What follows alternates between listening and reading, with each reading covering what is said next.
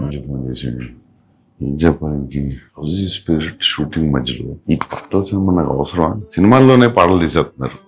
నాకు పొద్దున్న షూటింగ్ ఉంది చూడండి. ఏం చెప్పాలి, సంగీతం గారి గురించి చూసేద్దాం. ప్రొజెక్టర్ ఆన్ చేయండి, లేట్ అవుతుంది.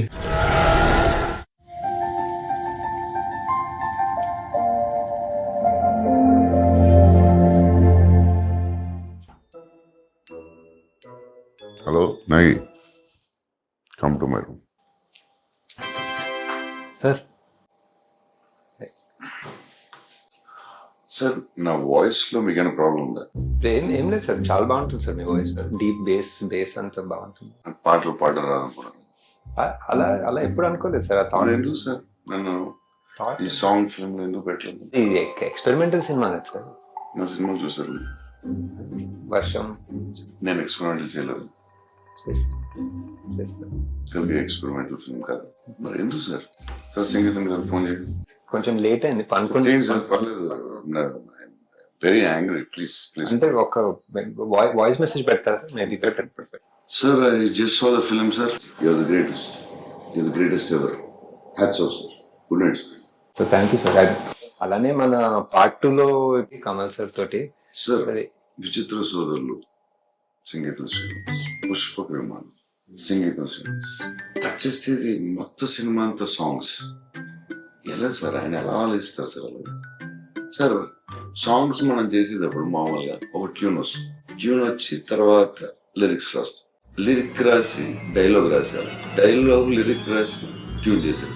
It's very confusing sir. Please explain to me. Sir first ఒక 2.5 hour నరేషన్ ఉంటుంది సార్. ఆయనే పాడి ఆయనే పాడతారు. ఆయనే ట్యూన్ ఒకటి సొంతంగా అనుకుని ఆ సీన్లన్నీ ఆయనే పాడి మాకు పంపించారు.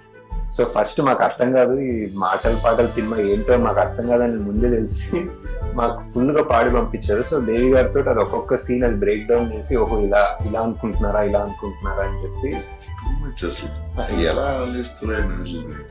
అదే సార్, అదే చాలా చాలా ఆలోచించి, అదే కల్కి కూడా చాలా ఆలోచించాను సార్. కల్కి ఆలోచించి ఇప్పుడు నెక్స్ట్ మంత్ మనం ఒక 10 days అదే రిహర్సల్ టైం ఇస్తే మనం ఒక సార్ ఈ సాంగ్స్ ఫిల్మ్ లో సో కొరియోగ్రాఫ్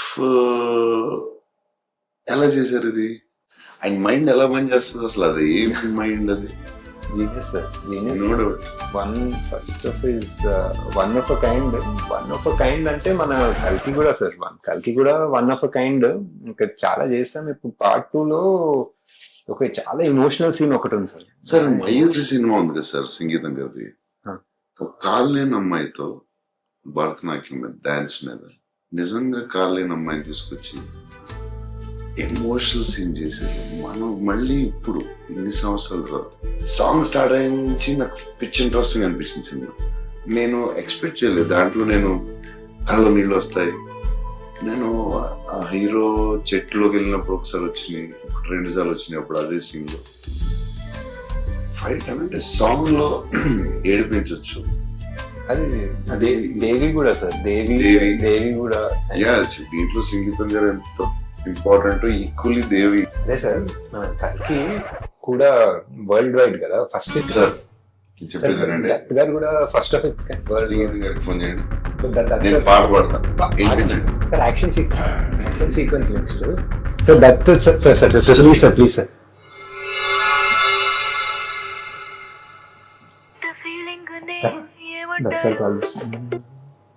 హాయ్ అంకుల్, అది ప్రభాస్ బంగారము. బంగారమే కరెక్టే, కానీ బంగారమే మన సినిమాలో లాగా డేట్స్ మనకే ఇచ్చేస్తారు సార్. మనకే ఎక్కడ పోడు, ఇక్కడ మనకే ఇచ్చేస్తారు డేట్లను.